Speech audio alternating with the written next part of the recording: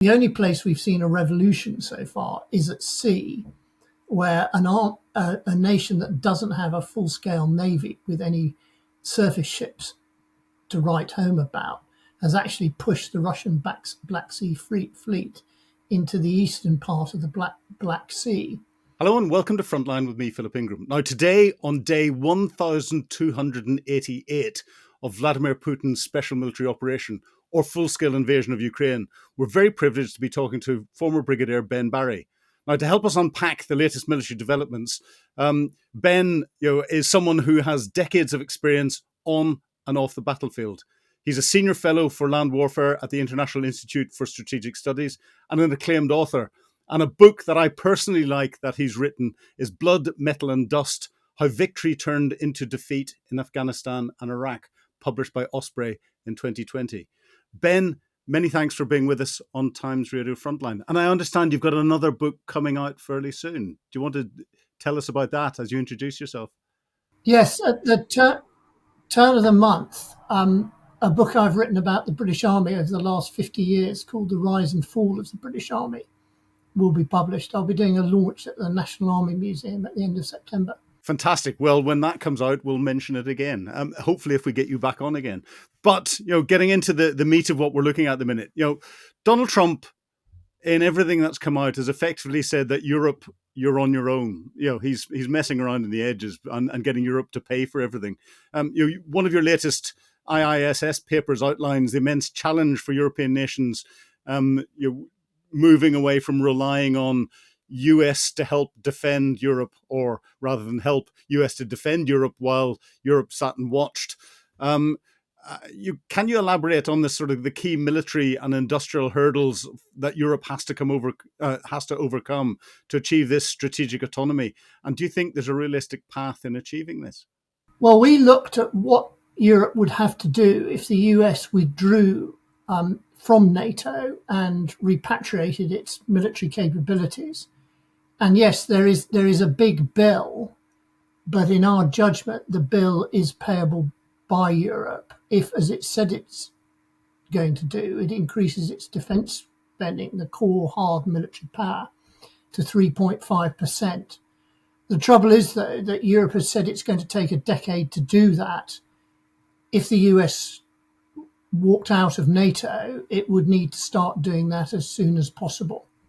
Now, there would be considerable challenges recruiting the extra military staff, rebuilding and reopening and expanding military production lines. But if there were political will, it could be done. There's a couple of other challenges as well. One is Europe currently sits through NATO under US's extended deterrence under its nuclear umbrella. Now, if the US withdrew that, NATO would not be a nuclear-free zone, as both Britain and France have nuclear weapons under national control, but they're not nearly as extensive as the US deterrent. So there probably need to be extra US and French expenditure there. The other wicked problem will be US strategic intelligence. It's hard to overestimate the importance of this to NATO and Europe. US capabilities dwarf that of NATO, for example, in signals intelligence and reconnaissance satellites. But again, Europe could do a lot for itself to rapidly build the capability. It could launch lots of reconnaissance satellites. It could build up its space industry so that it had an autonomous military space launch capability. Again, this would depend both on defence spending and political will. The UK, as this bridge that we keep talking about between Europe and the United States, and the UK being one of the, I describe Five Eyes as 2 + 3 eyes. So it's UK and US plus Canada, Australia, and New Zealand. Do you think that puts us in a unique position that our involvement and our insurance to move forward with Europe is even more important? Now, with regard to Five Eyes, the Five Eyes intelligence arrangement is a long-standing treaty. Quite clearly, the dominant share of the intelligence produced is that by the US that probably accounts for 85% of Five Eyes intelligence product. But it also includes the UK, Australia, Canada, and New Zealand. And of those remaining four members, the UK produces the greatest amount of intelligence, and it has some very refined capabilities, not just military ones, but also GCHQ, MI5, and MI6. So it certainly gives the UK the predominant position amongst the other members of the Five Eyes. And it's quite clear that the British military does everything it can, both to sustain the military Five Eyes relationship and to exploit Five Eyes intelligence.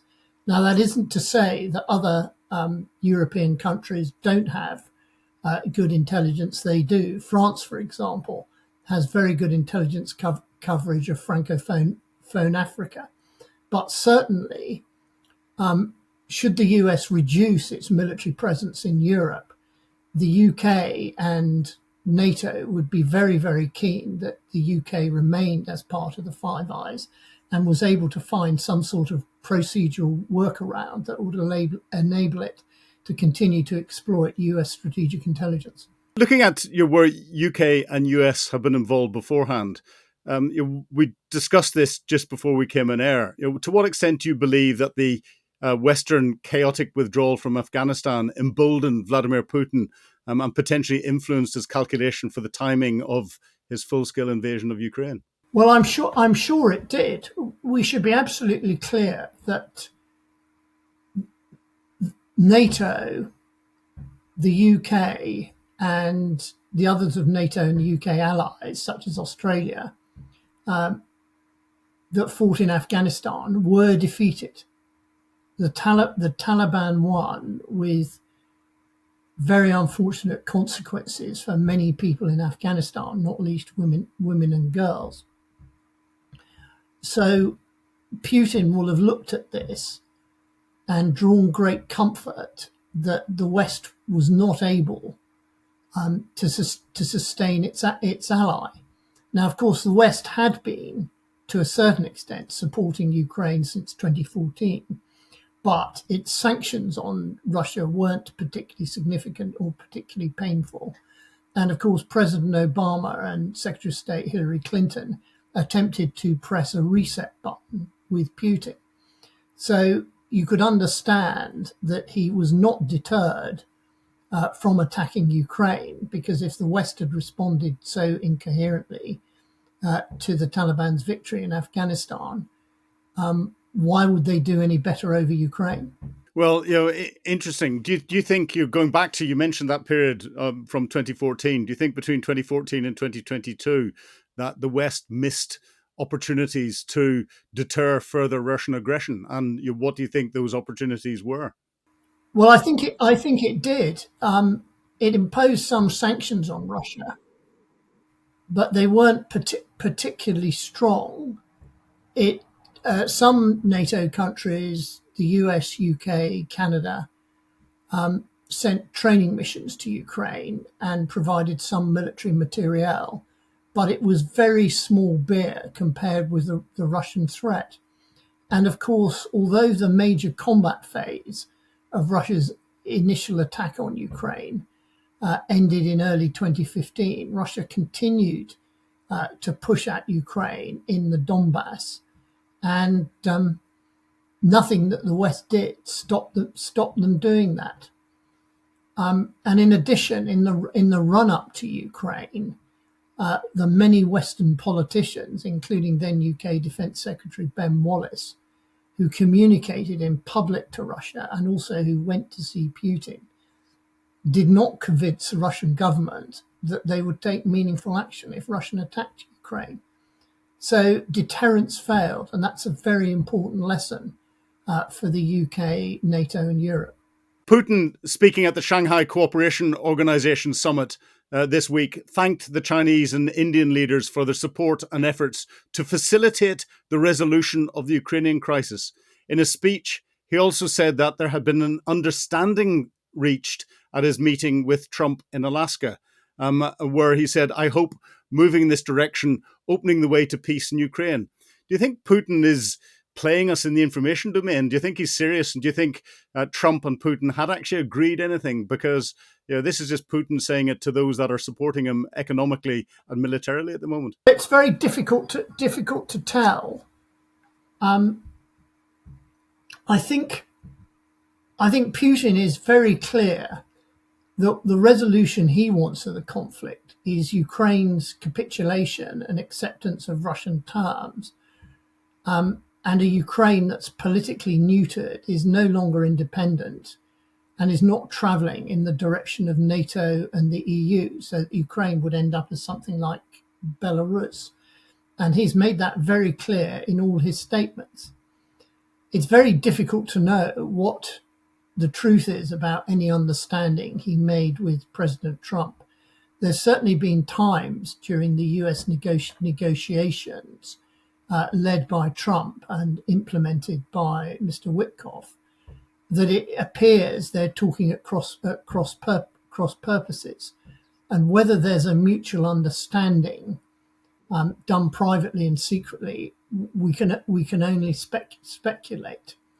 But the plain fact is, with regard to the negotiations, that the US has not had much in the way of a coercive effect on Russia to force them to the conference table in a way that would have them make concessions. But Putin is a wily old Russian politician with a wily old intelligence officer's background, and him and his team have been at this game for decades, whereas Donald Trump has got a different approach, and his team seem to be very junior.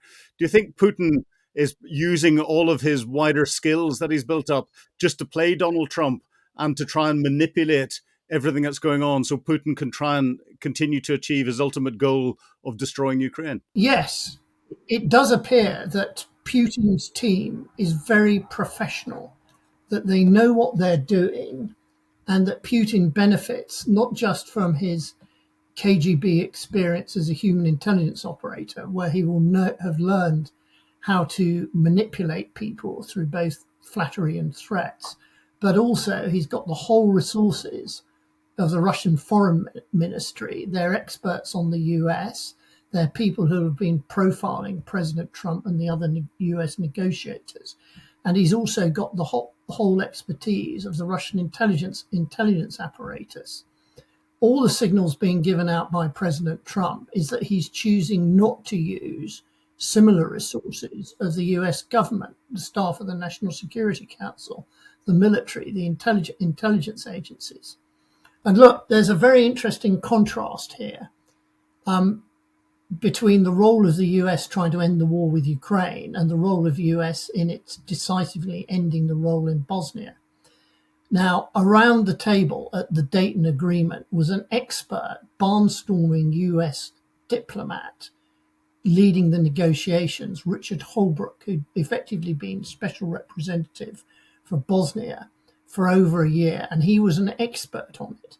And he was supported by the full resources of the State Department and the US intelligence agencies.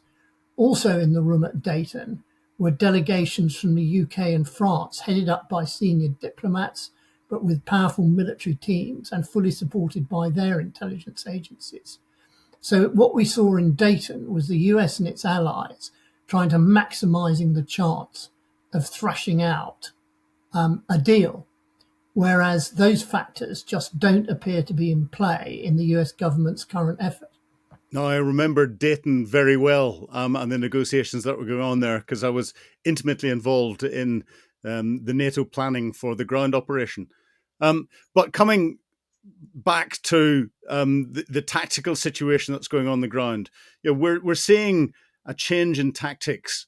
Do you think we're witnessing a revolution or an evolution in warfare, which would be the right term, when you see the Ukrainian and Russian use of drone and other new technologies? Or is this just a factor of warfare? And from your perspective as a land warfare expert, what are the most significant tactical, operational and strategic innovations that you have been seeing? And how do you think they've changed the modern battle space? Well, that's a big question. Let me start, but poke me in the right direction if I get off track. Now, war is a constant struggle between two opposing sides where both are trying to achieve their aims and prevent their opponents from achieving theirs. And it constantly changes and evolves with the situation on the battlefield, with new technology and new tactics. And no one should have been surprised that this occurred in Ukraine. I think the first thing the war reminds us is that the primary capability required by armed forces is competence. And initially, the Ukrainian forces were much more competent than the Russian forces, who appeared overconfident to have inadequate intelligence, a poor plan, and struggled to implement combined arms and air-land tactics on the ground. And they shouldn't have been surprised that the Ukrainians ran rings around them early on. But the Russians have kept adapting. They've adapted. They withdrew twice from unprofitable operations, both in the north, their initial attack towards Kiev, and then in the west from around Kharkiv and from Kherson. They made greatly increased use of artillery, and also they've innovated with drones, just as the Ukrainians have, particularly, for example, this relatively recent initiative of guiding drones through fiber optic cables, which makes them unjammable by electronic warfare systems. But I think we have to be careful because an awful lot of commentary on Ukraine in the West is advocacy. You know, there's an awful lot of coverage of Ukraine in the US defense press. The US defense press depends on its advertising for US defense industry. So you get US defense industry and actors within the US military praying Ukraine in evidence of what they want to do to improve the capabilities of the US armed forces. There's an element of that we also see in the UK.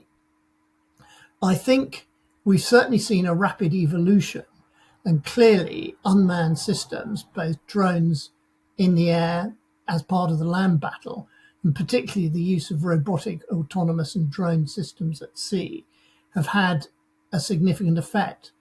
I think the only place we've seen a revolution so far is at sea, where a nation that doesn't have a full-scale navy with any surface ships to write home about has actually pushed the Russian Black Sea Fleet into the eastern part of the Black Sea. But the conditions of Ukraine, they may not be typical of future conflict. The density of forces on the front line is very great. And both sides have also had a considerable amount of time to fortify their positions. But we keep hearing in the commentary, and this is where I personally think a lot of the commentary around Ukraine gets it wrong, because people are trying to analyse who is winning in the conflict by looking at how far the front line moves and who is advancing further, but failing to take into account what's going on at the operational level and what's going on at the strategic level. What are your thoughts on this? Well, Russia seems to be pressing on with its very attritional First World War style assaults, supported by a lot of drones. And it's trying to push the Ukrainians back in the Donbass, which seems to be the main effort, but also sustaining pressure on Ukraine's northern border. But look, this isn't just a land war. There's an important aerospace dimension to this. And both sides have been striking at each other, and both sides have increased the amount of striking they've been doing. Russia has recently exploited the fact that it's built 2 factories to produce these Shahed drones with extensive drone and missile attacks designed to keep the ordinary decent people of Ukraine awake, to attack Ukrainian command and control and defense industry. But Ukraine's doing the same. It's developed increasingly capable deep strike capabilities, mainly drones, but also missile, including this large cruise missile they recently unveiled. And that too is attacking Russian command and control, radar, air defense systems, and it's attacking Russian defense industry. However, there is an important factor that bears on all of this, which is manpower, in that Russia seems to have the ability, using large salaries and enlistment bonuses, to keep recruiting people to feed its army. whereas Ukraine is a smaller country.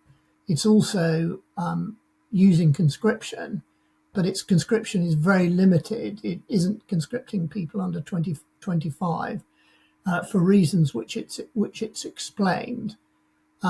So there's going to be a key point. Will Ukraine run out of manpower at some stage? I don't know. And will Ukraine gain an edge in this deep battle that both sides are fighting each other? There's also the question about whether Ukraine's friends are going to beef up Ukrainian air and missile defences quickly enough to reduce the impact of these massive Russian strikes. So, Ben, there's been a lot of discussion about a potential stalemate in the conflict. Do you agree with that assessment, or do you see opportunities for either side to gain a decisive advantage in the coming months, or to at least gain the initiative? Or how do you see the conflict developing? Well, it's not a stalemate at sea. The Ukraine gained decisive advantages there over Russia, which it's continued to sustain. And of course, we have civilian shipping and grain ships flowing in a relatively unimpeded fashion up the western side of the Black Sea, while the Russian Navy is confined to the eastern side of the Black Sea. It is a stalemate on land, but Russia is pushing through very, very slowly. And I agree with the MOD's assessment that absent a breakthrough on land, to conquer the rest of the Donbass might take Ukraine over 4 more years and incur at least another million casualties. And it's definitely not a stalemate in the air. It's a very, very dynamic battle. On the Russian side, we've got large numbers of Russian drones and lots of cruise missiles and ballistic missiles being used night after night against Ukraine, with the Ukrainian air defences taking down many drones. But as the number of drones increased, the numbers that get through increase. And Ukraine's making every effort it can to strike deep into Russia, not just military targets like logistics and command and control and radar, but also industrial targets such as the factories that are making drones. So I don't think it's a stalemate. It's a stalemate. It may look very much like the First World War in 1916 and 17 on the land. But remember, even in 1916 and 17, there was slow movement with attacks on both sides. And it's definitely not a stalemate in the land or the air. So Ben, you've written extensively on the lessons learned from Iraq and Afghanistan. Do you think the Ukrainians have looked at those and are applying them inside Ukraine? And do you think that the West is taking the lessons from Iraq, Afghanistan and Ukraine and properly applying them into the development of its military capability for the future? And in particular, the UK, have those lessons been brought into the Strategic Defence Review? Are you confident that we're going to be ready for what the future shows? Or do you think we're going to relearn those lessons again at some stage in the future? We shouldn't forget that at times in Iraq and Afghanistan, the US, the UK and their allies engaged in very heavy fighting, up to sort of battle group attacks. And the only reason they didn't sustain as many casualties as the Ukrainian and Russian armies is because they had very well protected armored vehicles and invested heavily in protection of individual soldiers, and also put a lot of resources into casualty evacuation, mainly by helicopter. But of course, that was a very benevolent environment in that the West had electromagnetic dominance and also could move battlefield helicopters around as much as it wanted. And those don't apply in Ukraine. I mean, I do see a lot of evidence that NATO, that the US and the UK are attempting to learn from the experience of the Ukrainian army. And we see that, for example, in the US concept of multi-domain integration and in the British Army's future land operating concept and its emphasis on reconnaissance strike and deep attack. But of course, the war is still in progress, and we don't know how it's going to turn out over the next few weeks, let alone succeeding months and years. And again, we do have to be very careful about all this commentary on Ukraine that is actually thinly disguised advocacy.